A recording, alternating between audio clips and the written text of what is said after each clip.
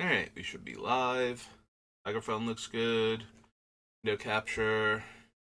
Alright, we're back. We're working on the Sixth Doctor again. Here he is.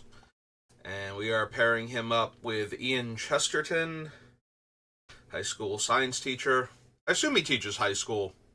Like, he's got a bit more of a complex setup than my elementary school had, but definitely looks more consistent with high school. I mean, it's mostly this tall stand with the beaker strapped to it up here that he's pouring chemicals in without even looking at them because he's staring at his students. No goggles, no gloves. Typical high school science teacher.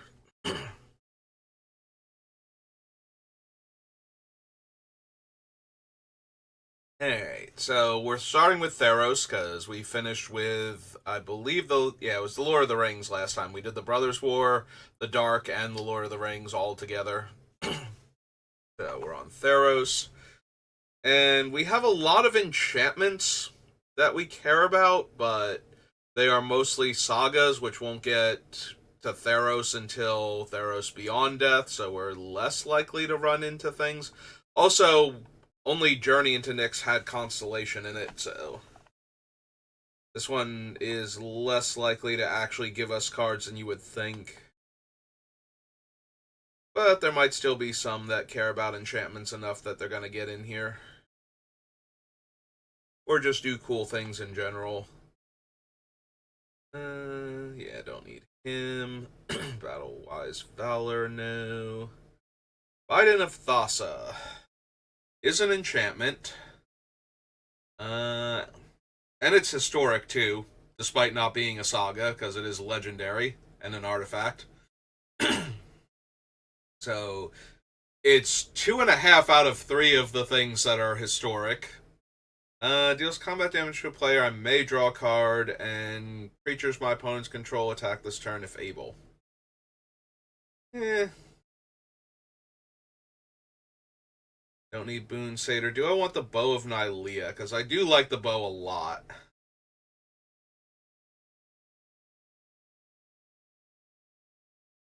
Like, most of my commander decks run fetch lands, so putting cards on the bottom is the same as shuffling them back in a lot of the time. Maybe it takes a turn or two before I have a chance to actually draw them again. And if you ever get to the part where you deck out, you just get to keep putting the same cards back in until somebody destroys the Bow of Nylea and you finally lose, or you win the game. Whichever one. 1/1 counter on target creature. Bow of Nylea deals 2 damage to target creature with flying. Gain 3 life. The problem is we don't need the other 3 abilities, really. So. Or the attacking creatures I control gain Death Touch. Like, that's also only okay. Don't need the Hippocamp.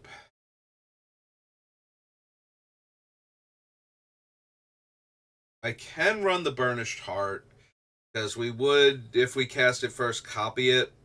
This deck is very mana hungry, so anything I can do to get more lands into play or more mana sources is probably good for me. I probably want to consider the Burnished Heart at least. Alright, I was doing some bookkeeping. That was weird. Started typing in there, but then it just evaporated. But it did jump down to where I was when I was working on stuff before. I guess it's because I clicked on it and then somehow wasn't in there to type. I don't know. 3 for an elk. 2/2. Fine, we'll fix that little space. Yeah. Alright. Celestial Archon, no. Battlemaster, no. Chosen by Heliod, Chained to Rocks.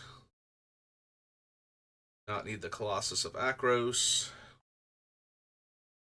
Can't be blocked by creatures with power 3 or greater. Deals combat damage to a player. Exile the top card of that player's library. Gain life equal to that card's mana value. May cast that card. May spend mana or mana of any color to cast it. Yeah, it's not really anything this deck needs.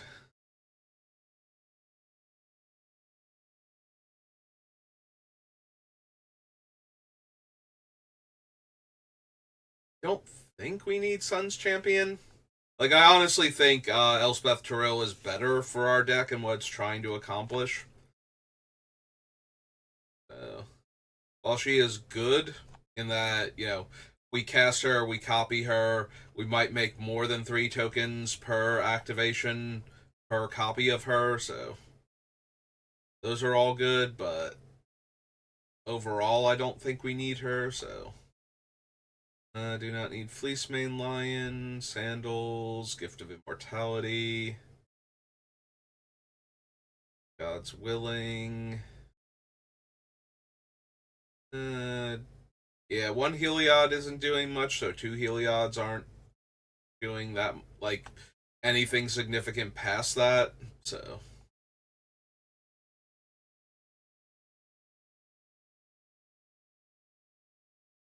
Acolyte, Elder. Don't need Master of Waves.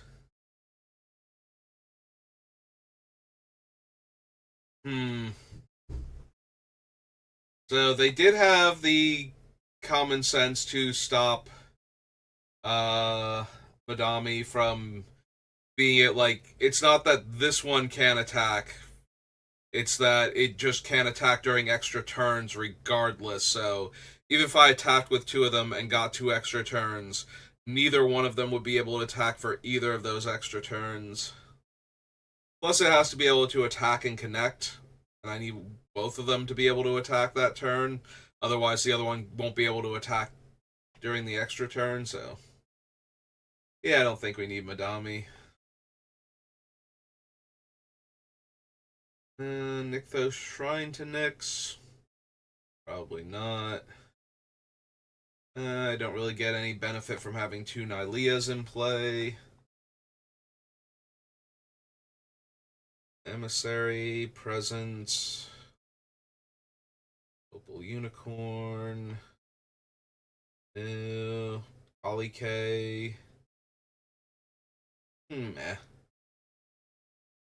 If I could, I would, but that's true of a lot of ban cards in Commander, I feel like, so.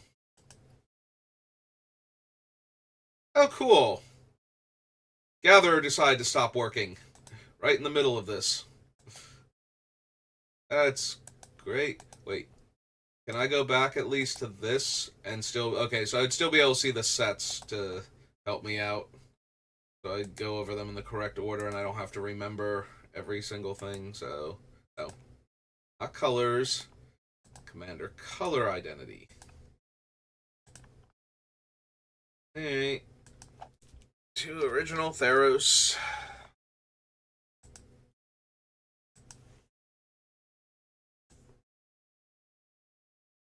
Alright, we were just getting past Prophet of Krufix. There she is. We do not need the Pixis of Pandemonium. Battle Priest, Shipbreaker Kraken, Soldier of the Pantheon, the Spear of Heliod, Rug. Thassa. Let me scry one twice. That's about it, so no. I do not need Traveler's Amulet. And don't really need any of those. Okay. It's Theros. Back here to Theros Beyond Death.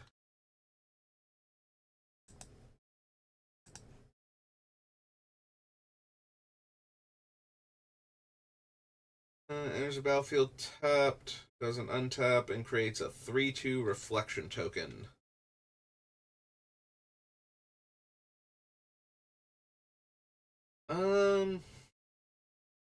It's okay.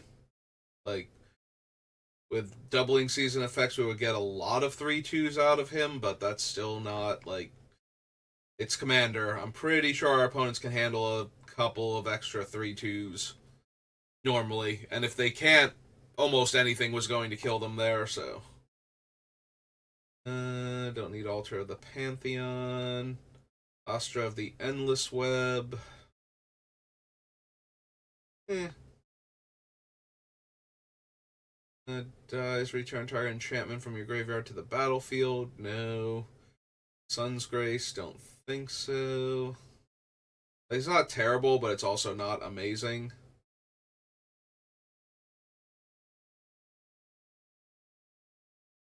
Calyx Destiny's Hand. Top 4 cards of your library may reveal an enchantment card from among them. Put that card into your hand, the rest on the bottom of your library in a random order. Exile target creature or enchantment you don't control until target enchantment you control leaves the battlefield. Return all enchantments from your graveyard to the battlefield. So the +1 is acceptable, and if we have doubling season out, the -7 is incredibly strong for our deck for 4 mana. But then again, if we have doubling season out, that means we drew doubling season after they destroyed all of my other enchantments, and I cast it, and it hasn't died yet. And then we got Calyx into play, and then we rescued all of our enchantments, so that's an awful lot of things happening in a very specific order. Which is not to say that they will never happen, it just doesn't feel like something that's going to happen all that often. Like, either I'm going to not have a ton of dead enchantments, and Calyx is going to come down with doubling season, just be like, yeah, I'm gonna -7 get all these enchantments back, and we'll get like 2 or 3 of them back, and it'll be cool. Or we'll be behind, and that's not super helpful, and the +1 is not amazing. So, yeah, talking myself out of it, I don't think I actually want him. Creatures and enchantments you control have spells your opponents cast that target this permanent cost 1 more to cast. It's also very minimal for what we're doing. Makes our opponent's spells cost a little bit more to murder our stuff, if they target at all.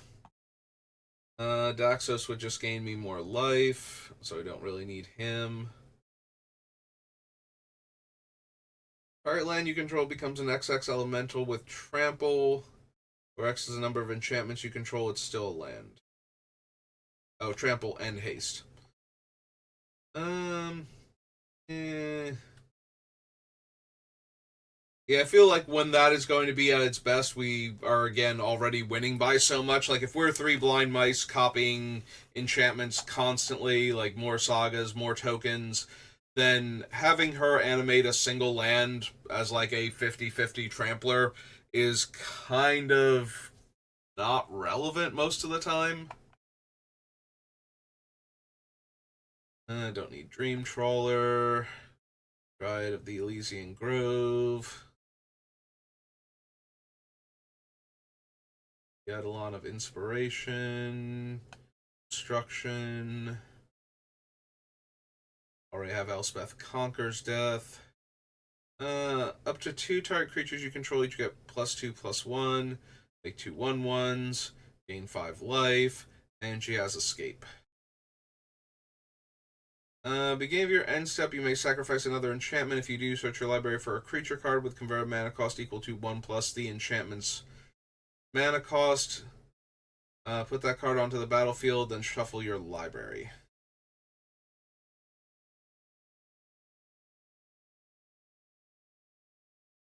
So we can sacrifice sagas where we don't care about the upcoming chapter or chapters.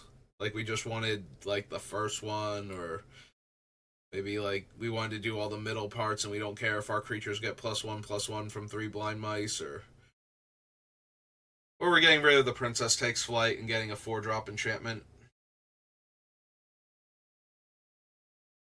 Oh no, 4-drop creature. Right, we can't get enchantments with it is the issue.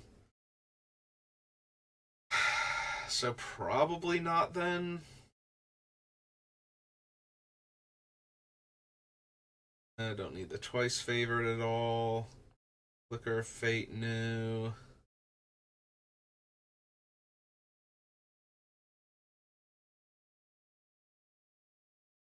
I don't really need Heliod. I am always tempted with his intervention, though. Yeah, I probably want to consider Heliod's intervention. I always kind of forget it's there until I see it, and then I'm like, oh, right, this is a card.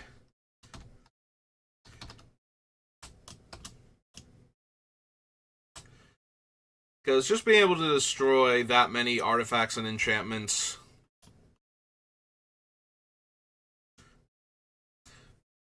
Like, we spend 4, we get the 2 permanents killed that return to Dustwood, and we can do it at instant speed at the cost of not being able to exile them with the effect.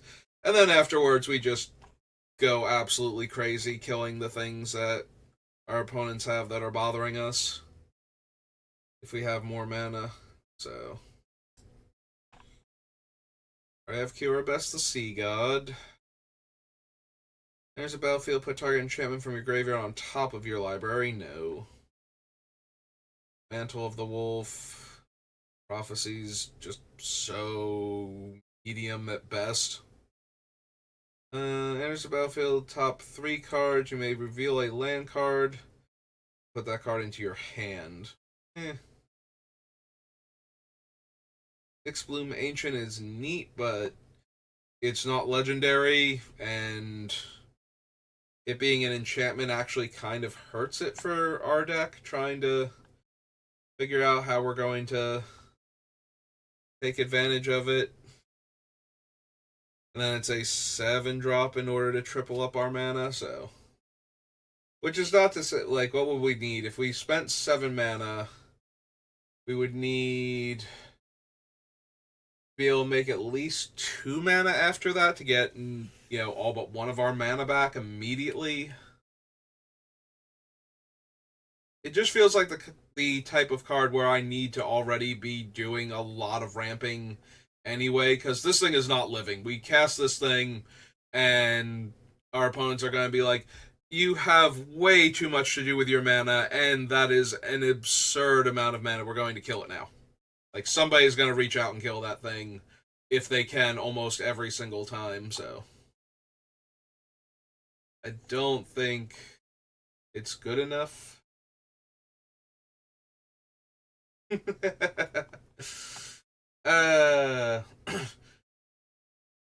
That would require me running cards that would do that for it, and I don't know that this deck wants to use the room to throw in things like Boots and Greaves and such to try and protect this thing. I also think we have enough other mana ramping that by the time we get to this, it shouldn't be a huge deal. We can just double our mana instead of tripling it with enchantments. So, welcome to the channel, by the way, 49 viewers.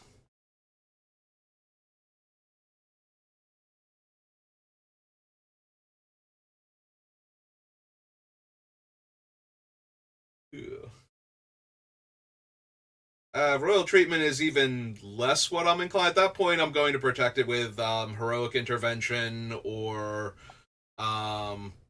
like Teferi's Protection or the other thing that phases out all my stuff. So, if we're going to protect it, I need to either be protecting everything or be able to protect it constantly so that way it doesn't go away. And while I can do that, I can do that with a lot of other things too that I'd rather have by the time we have that much mana. So, hopefully. No, Thassa's Oracle, you may not be in my deck. Exile up to one other target creature you control. I want to blink my enchantments for me, Thassa? Reset my sagas? No. Let's see, what else do we have? Uro. So, the token copy, I don't think... Actually, does it... Can we copy the fact that it was escaped with the Sixth Doctor? if we escaped Uro, would we get both copies and they would both be escaped at that point? Since it's a copy of the spell. I don't know if escaped is a quality that's copyable. I don't think it's going to tell me that. Even if it didn't escape, Uro's effect doesn't count as playing a land. Escape permission doesn't change to determine total casting cost. Returns to its owner's graveyard if it's not a permanent spell. If it's a permanent spell, it enters the battlefield. If a card has multiple abilities giving it permission to cast, you can't choose to apply any other alternative costs if a card with escape is put into a graveyard during your turn. Once you begin casting a spell, it immediately moves to the stack. Yeah, nothing here that would help me with the if I copied it or not. I honestly don't know the answer to that question. I don't know if the card being escaped is a copyable value. If we would get 2 Uros that live. Like, we would still get the other Uro because we cast him, and the Doctor would still copy him, but I don't know... Oops. If we would get to keep both copies because of that. Do I want Uro anyway? Like, gaining 3 life, drawing a card, all good. But...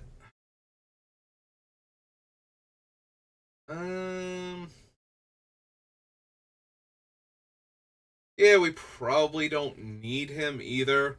And that's a couple extra hoops to jump through just to get him into play consistently.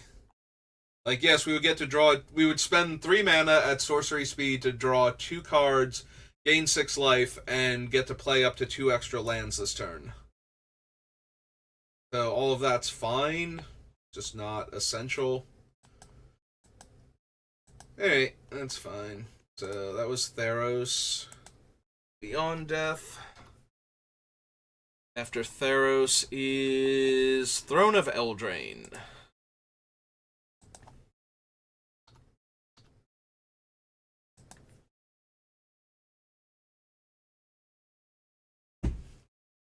March is fine. It's a little bit expensive if I'm using it to protect against a Wrath, so it does give you the versatility of being able to phase out other permanents. Alright, it got rid of my color things because it's giving me a black card now. There we go. It's much better. I don't really want to exile the blue cards from my hand to save more things. I don't know if I'm going to have enough blue cards to run, like, Force of Will, Force of Negation, and whatnot consistently. So, I'm not going to have the blue cards for that thing at that point either, if that's going to be an issue to begin with. Another night. Look at the top 5 cards. I'm probably not going to have another night to begin with. So, no to that. We do want Arcane Signet, so let's pop down to the Brawl section.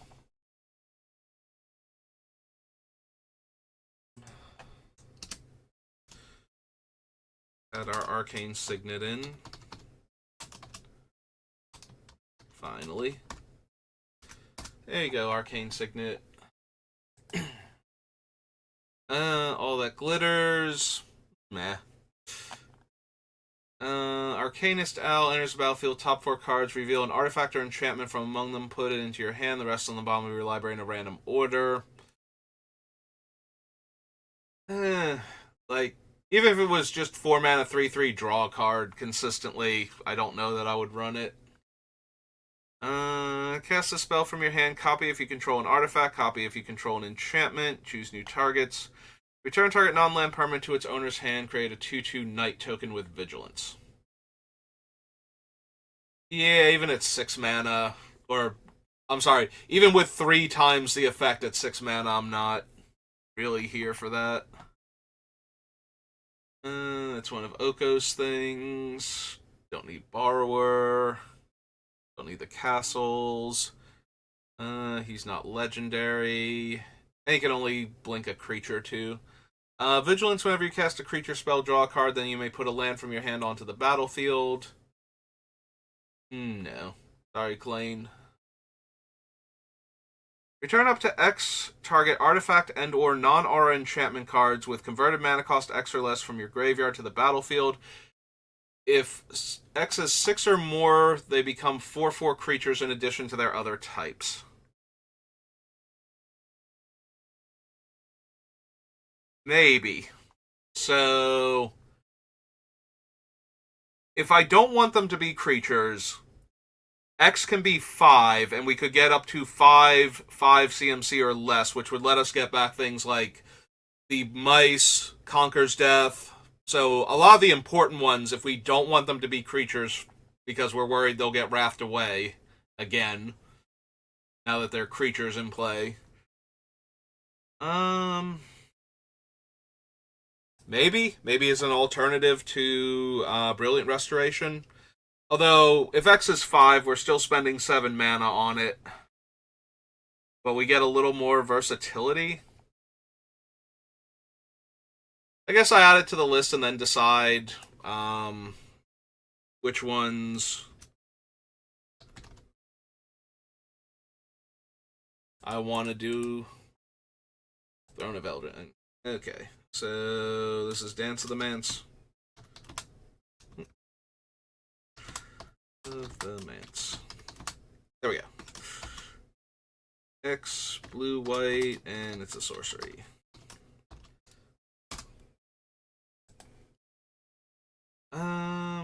Deafening Silence, no. Edgewall Innkeeper, Fabled Passage. Emery lets me recast my artifacts only. Barrow Elder, no. Troll King. Gadwick's very intense in the blue, and I think blue is our tertiary color, so out of the 3. Golden Egg, Glass Casket. Not really. Heraldic Banner. Linden. No. Pixie, Midnight Clock.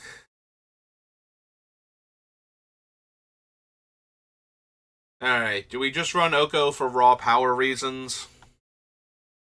Probably. Having 2 Okos in play at any given point in time and being able to clone Oko. Probably too good.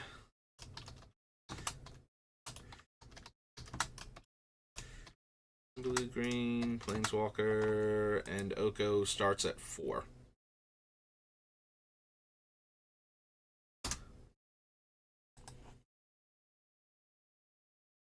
Once Upon a Time.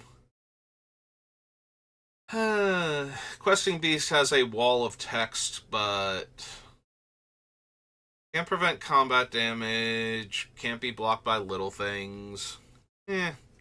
Still only okay in Commander. So 2 of him not actually threatening to ruin the game.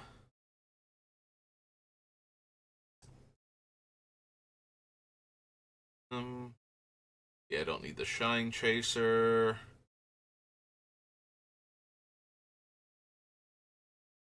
Flame Ritual, no. Sorcerer's Broom. Oil Serpent. Let's see. Lion's Claw is other creatures you control get +1/+1. She draws me a card. Costs 2 more to target her. Another attacking creature gets +X/+X, where X is Sir Farron's power. Alright. The legendary artifacts of the courts. 1 less to cast for each knight I control, so probably 6. Buffs my creatures, cast a legendary spell, make a 2/2. It's okay. Not amazing. Probably do want the Great Henge, though. So, the Doctor is 3 power, so that makes it a 6 drop when the Doctor's already a 6, or is he a 5? He is a 6, so if the Doctor's in play, we have enough mana to cast the Great Henge, assuming he doesn't explode immediately. And then once we cast it, that's 4 mana back if we make 2 of them, so... Yeah, we probably need to consider the Great Henge. Great Henge. 7 green artifact.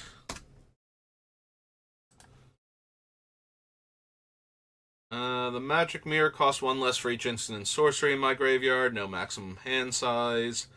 Beginning of my upkeep, put a knowledge counter on the magic mirror and draw a card for each knowledge counter on it. I have enough other effects similar to this without it being a constantly growing thing that are way cheaper.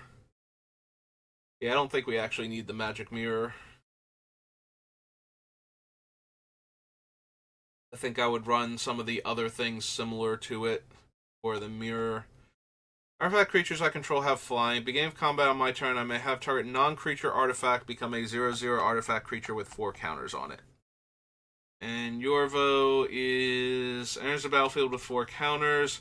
Or another creature enters the battlefield under your control, put a 1/1 counter on Yorvo. Then if that creature's power is still greater than Yorvo, put another 1/1 counter on it. Yeah, I don't think so. I don't need the oven.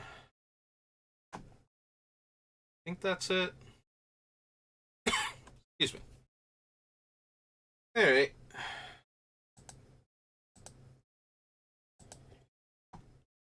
So that was Throne of Eldraine.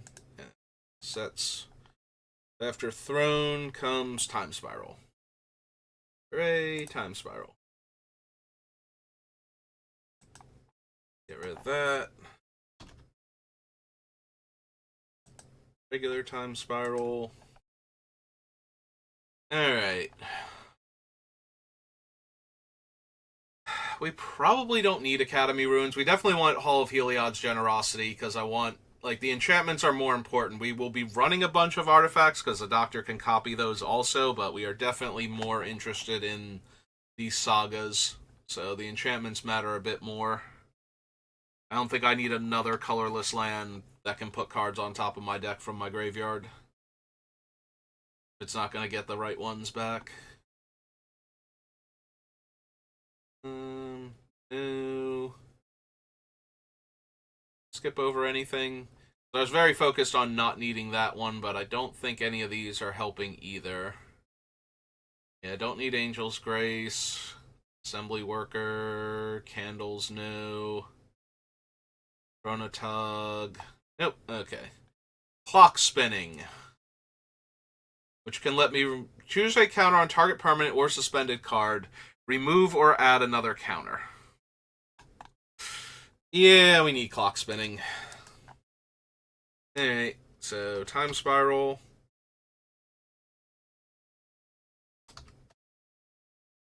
Yeah. Clock Spinning. Blue instant.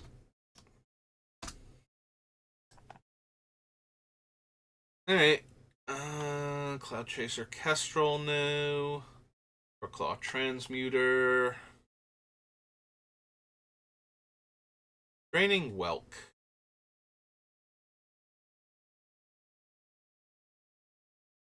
Nope. Gauntlet of Power. No. Not in our 3-color deck. Gemstone Caverns, no.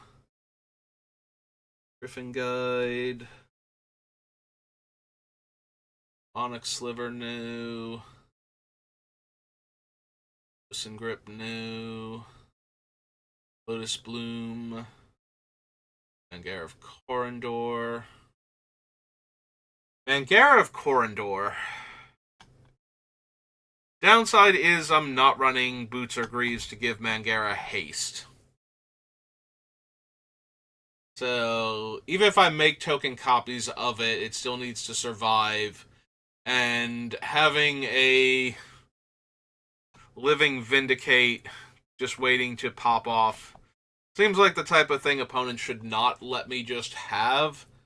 And every time we copy the token later on, we're still going to need to wait a turn cycle before it works. Yeah, it seems unlikely. Safi. Target creature is put into your graveyard from play this turn, return it to play. Nope, not quite good enough.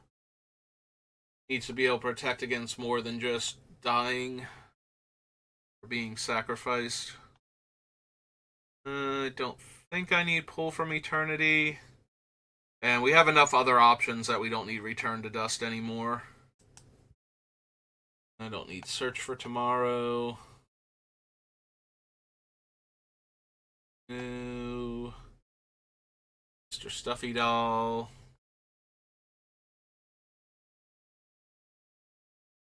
Certainly fun to copy Stuffy, but I don't think we need him. Nope. Okay, nothing else. Right, I don't need Wipe Away. Didn't miss anything, did I? We don't need Tivadar. Totem. I did gloss past Teferi. Could have two Teferis. That's just awkward for opponents.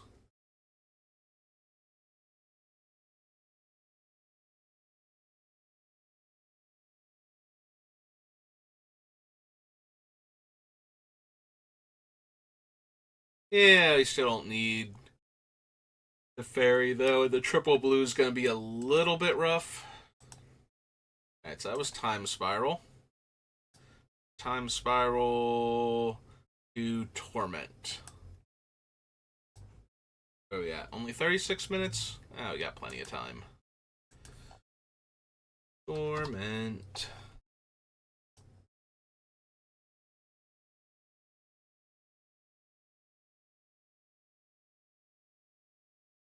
Pro Black, beginning my upkeep, sacrifice it unless I put a card from my graveyard on the bottom of my library. No.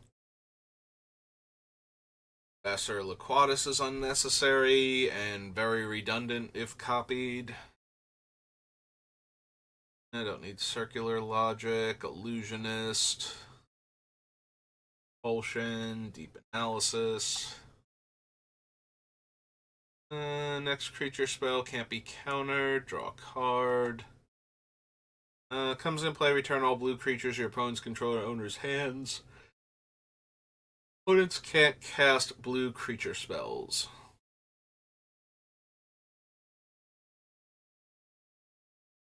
Major Tarot. I mean, that's 4 mana to cast. That's 9 mana to cast him and use him in the same turn. On the bright side, we would almost definitely have a second one left over after that, but I don't think I need to hate on specifically black creatures that badly. Plagiarize, Stern Judge, Faithful, Transcendent, and the Two Dreams. Okay.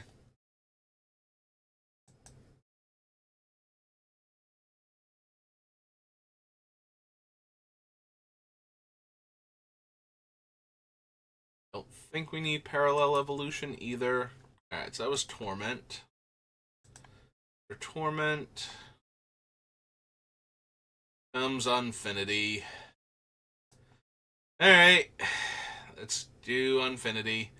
There shouldn't be anything in it that we need, but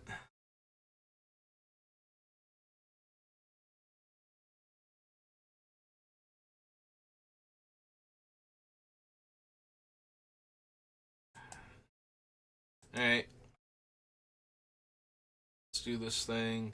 And the downside to Scryfall is that the acorns are grouped together, so I have to remember I might be looking at them. Alright, so actually that's true. Is there anything in the stickers, first and foremost, that we would need?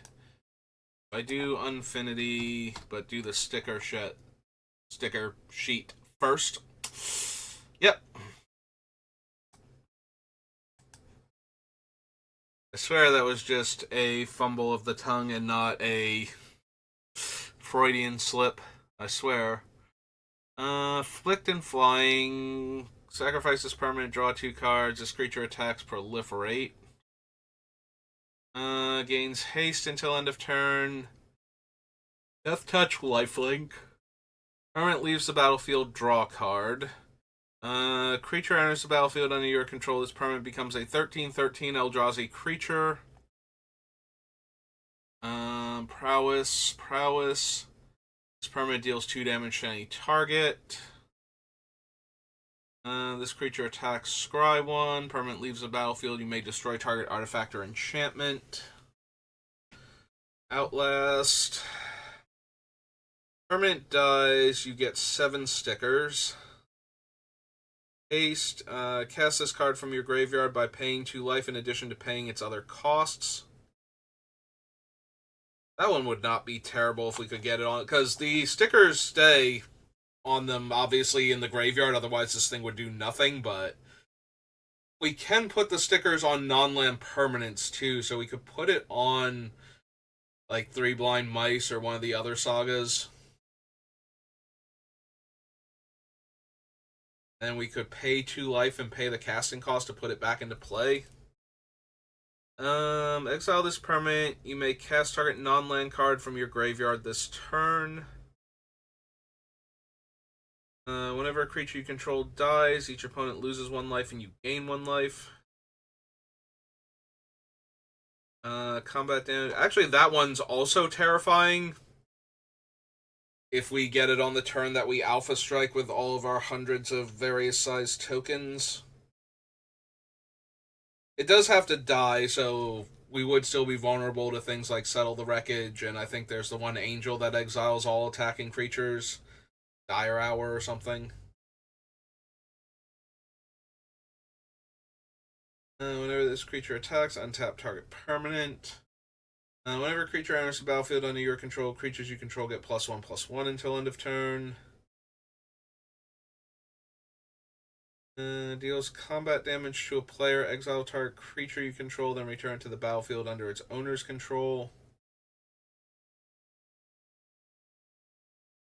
Deals 2 damage to target player.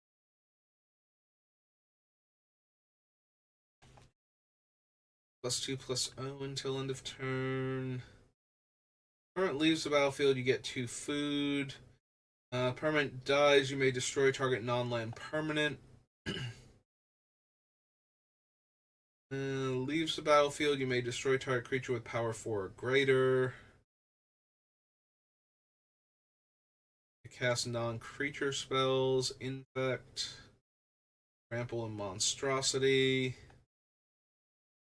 This creature gets +X/+X until end of turn, where X is the amount of generic mana in that spell's mana cost. X-proof.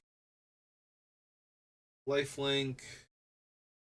Must be blocked if able. Becomes blocked. Gets +1/+1 until end of turn for each creature blocking it. Life, Vigilance, Reach.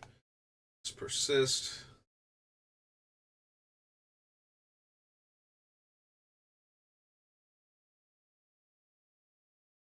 I really like the idea of putting Persist on my Saga so that it will come back with a -1/-1 counter. I then need to use either Chisei or Goldberry, but... Alright, weirdly enough, there are enough stickers so far that I would... Like, if I could get a good card that makes stickers that's working in the deck anyway... Protection from creatures... with 2 or more creature types. Undying. Attacks get a ticket. Tap, draw a card, then discard a card. Whenever this creature attacks, you gain 3 life and draw a card.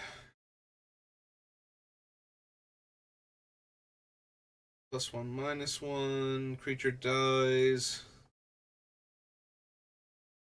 Creature attacks, create a treasure token. Target creature gains flying until end of turn. Cheeto, double strike.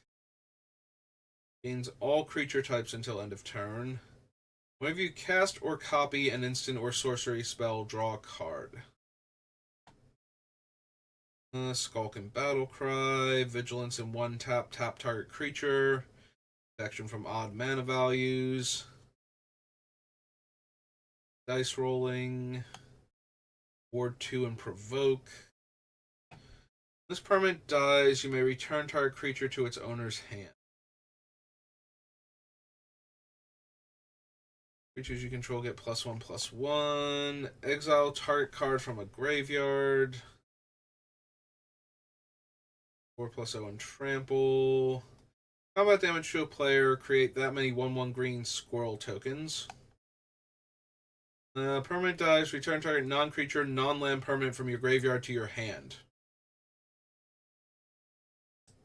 That works if it's on a non-creature, non-land, right? Because it has to die, which means it has to be in the graveyard when it triggers. Pretty sure that works. Alright, so that's another one potentially. Power and toughness until end of turn. And where was that one? Yeah, it's there.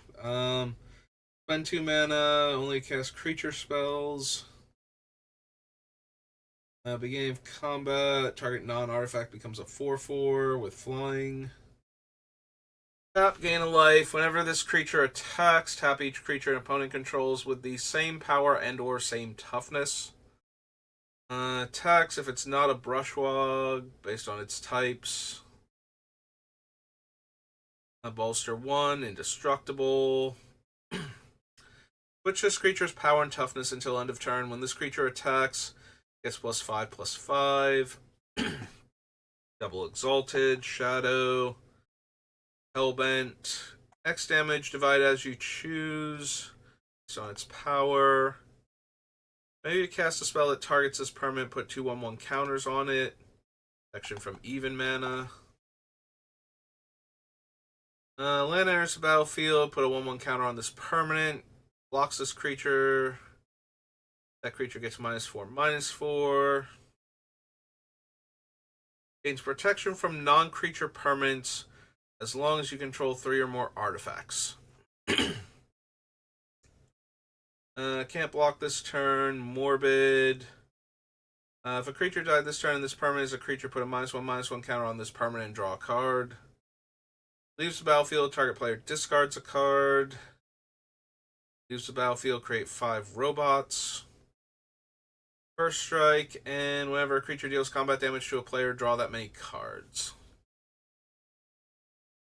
Alright, so there are technically enough stickers, I believe, that are doing things that this deck would be able to work with. Obviously, we want certain ones, but... Alright, so back to actual Unfinity now, to see if there are any sticker cards we would want. Enters the battlefield, you get 1 ticket, then you can put a sticker on a non-land permanent.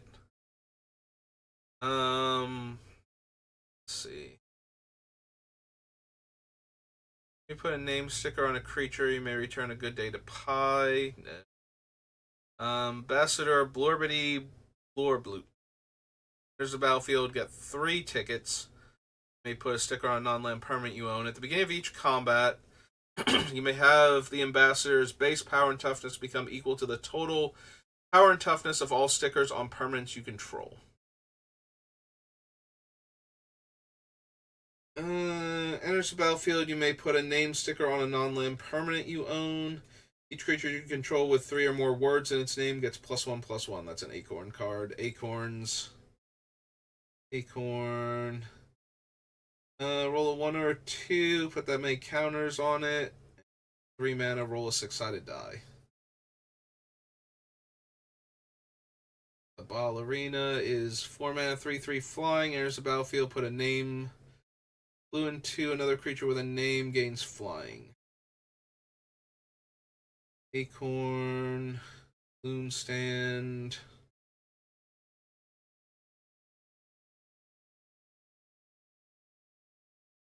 Protection from robots. Next time target player would roll. Acorn.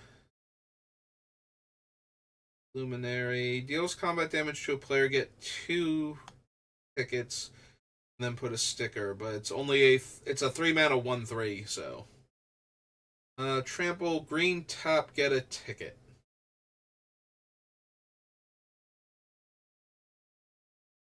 The blue ribbon's an acorn.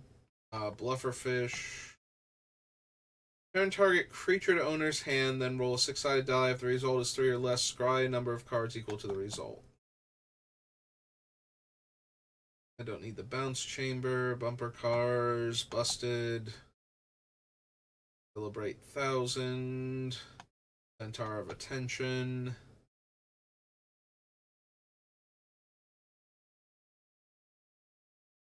Chicken troop. Ward 2 enters the battlefield. You get a ticket. Use an acorn. Enters the battlefield, get 2 tickets, and you may put a sticker on a non-land permanent you own. Has all abilities of ability stickers on other permanents you own and cards in your graveyard. Don't need the clown car.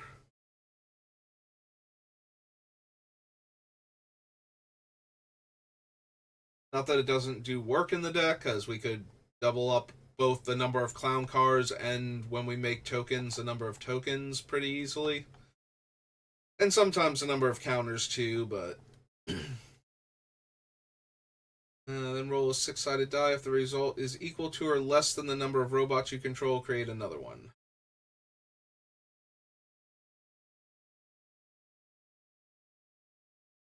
Search my library for a basic land, put it on the battlefield, tap, then shuffle, open an attraction.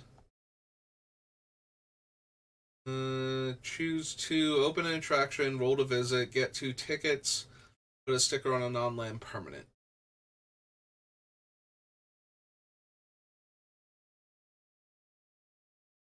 Don't need the costume shop. Plains Clerk enters the battlefield, open an attraction.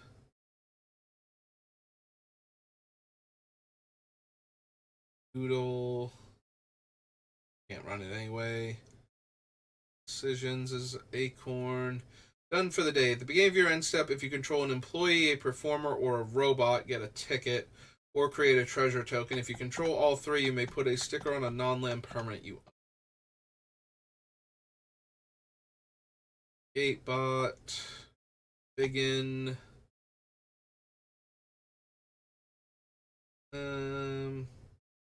Acorn card. We don't need exchange of words.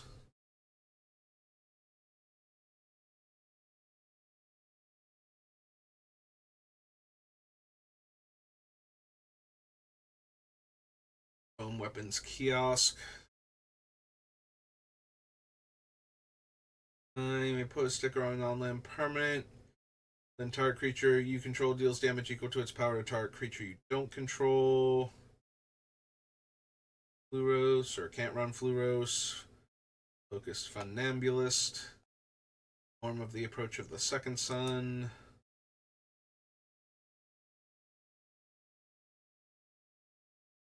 Gift shop. Flitter. A ticket, then you may put a. Yeah, still not helping much. Grabby Tabby, no.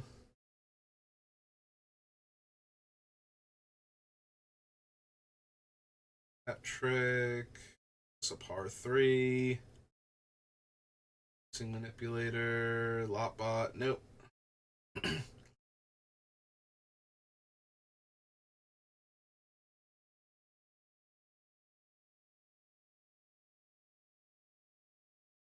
Nope.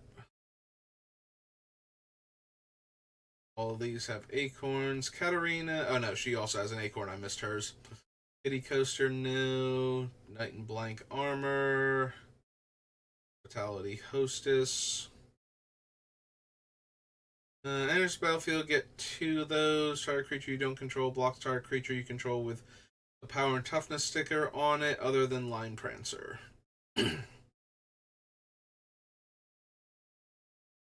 No, the merry-go-round. Mistakes were made.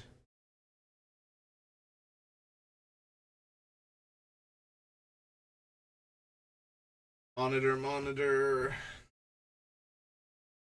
Ocean sickness.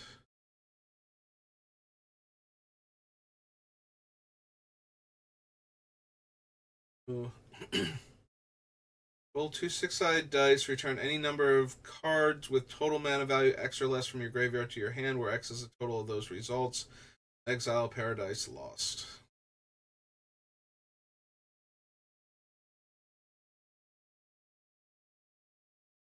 You may put a sticker on a creature you own that entered the battlefield this turn. Nope.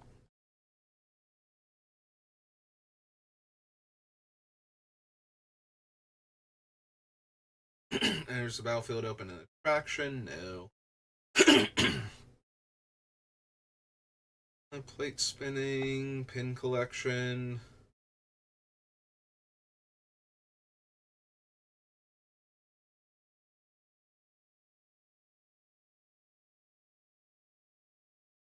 Yeah, there's a battlefield open in attraction, prize wall. So far the only things I can use to just get tickets have been the Blorbian Buddy and the prize wall. Yeah, this is seeming like less and less of a reasonable.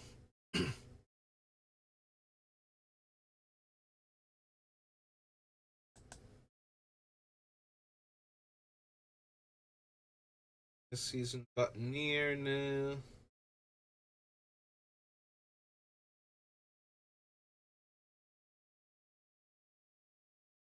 This sheet's got an acorn. That has an acorn. I don't think we need Space Bellerin. If we are going to divide everything up.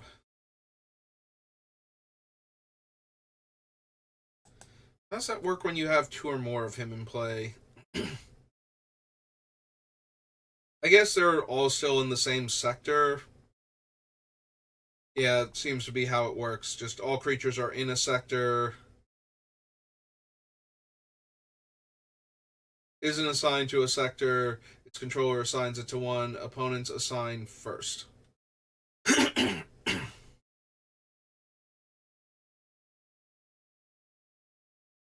Will encounter each creature in the sector of your choice, and destroy all creatures in the sector of your choice.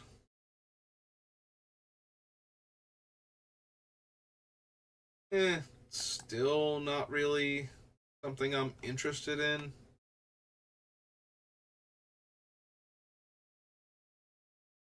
Ooh, Starlight Spectacular.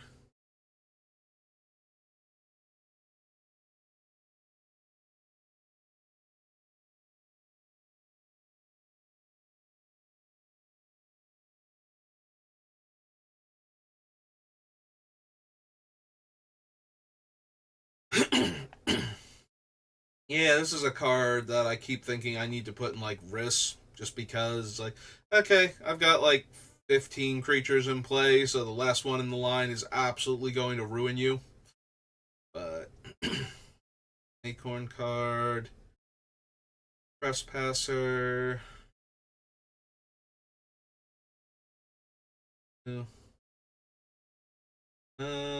Tap, you get a ticket, then you may put a sticker on a permanent you control. Alright, so we're up to 3 creatures that can each get me 1 ticket per turn, and the ambassador who could get me like 3 tickets. I have sticker kicker, you may pay an additional 1. You cast a spell, if you do, you get a ticket. Unfortunately, it's not sticker multi-kicker.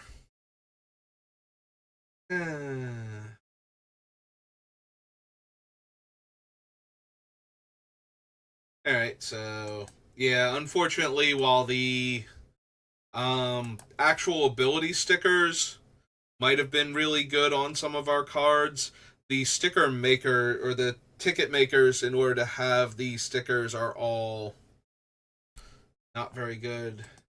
Wait, real quick. Shouldn't there be one more? It's like begins with a T. Ah, there it was. 3 tap get a ticket counter. Yeah, no, never mind. I did miss one of them because I kind of bypassed it with this wall of the superlatorium in front of it, but yeah, there just aren't enough good ticket makers in order to be able to put the stickers on the things I would want to.